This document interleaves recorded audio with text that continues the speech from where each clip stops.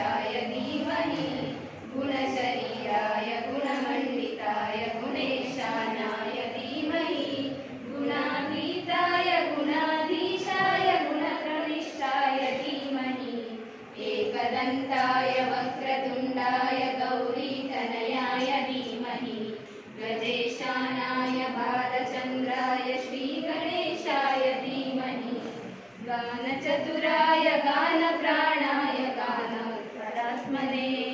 गानोत्सुकाय गानमत्ताय गानोत्सुकमनसे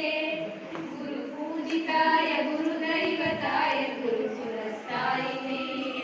गुरुविक्रमाय गुह्यप्रवराय गुरुवे गुणगुरुवे गुरुदैत्यकलक्षेत्रे गुरुधर्मसदाराध्याय गुरुपुत्रपरित्रात्रे गुरुपाखण्डकण्डकाय गीतसाराय गीततत्त्वाय गीतगोत्राय धीमहि गूढगुल्फाय गन्धमत्ताय गोजयप्रदाय धीमहि गुणातीताय गुणाधीशाय गुणप्रतिष्ठाय धीमहि एकदन्ताय वक्रतुण्डाय गौरीतनयाय धीमहि